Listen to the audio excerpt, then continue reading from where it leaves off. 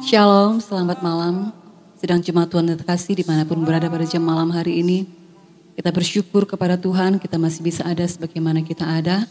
Kita akan mendengar renungan singkat kebenaran firman Tuhan.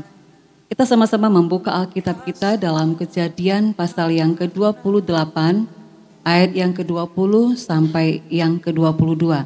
Saya akan membacakannya.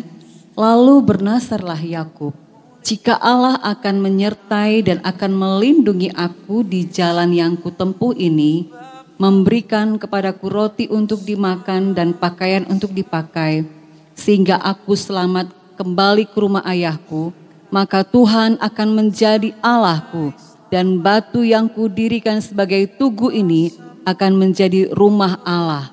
Dari segala sesuatu yang engkau berikan kepadaku, akan selalu kupersembahkan 1/10 kepadamu. Kalau kita melihat kebenaran firman Tuhan ini, kalau kita membaca kisah Yakub, maka kita akan melihat ada perjalanan yang panjang yang Yakub sudah lewati. Ayat ini menunjukkan nasar yang Yakub berikan kepada Tuhan, atau janji yang Yakub berikan kepada Tuhan. Dan janji ini Yakub utarakan kepada Tuhan setelah Yakub melewati proses yang begitu panjang, yang begitu luar biasa. Namun kita melihat kalau kita mundur beberapa ayat, di dalam ayat yang ke-15, di sana firman Tuhan katakan, sesungguhnya aku menyertai engkau dan aku akan melindungi engkau kemanapun engkau pergi. Dan aku akan membawa engkau kembali ke negeri ini, sebab aku tidak akan meninggalkan engkau, melainkan tetap melakukan apa yang kujanjikan kepadamu. Dalam ayat ini kita melihat ini adalah janji Tuhan sendiri bagi Yakub.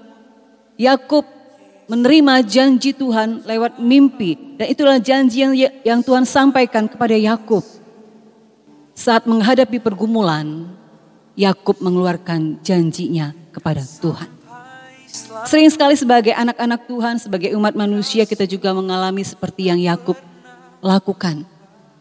Pada saat kita menghadapi pergumulan, pada saat kita menghadapi permasalahan, kita mulai menaikkan janji-janji kita.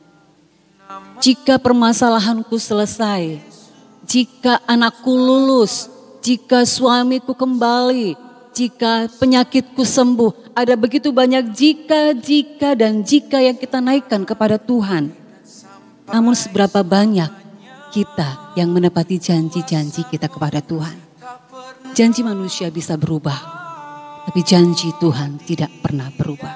Kita tahu bersama janji Tuhan itu ya dan amin.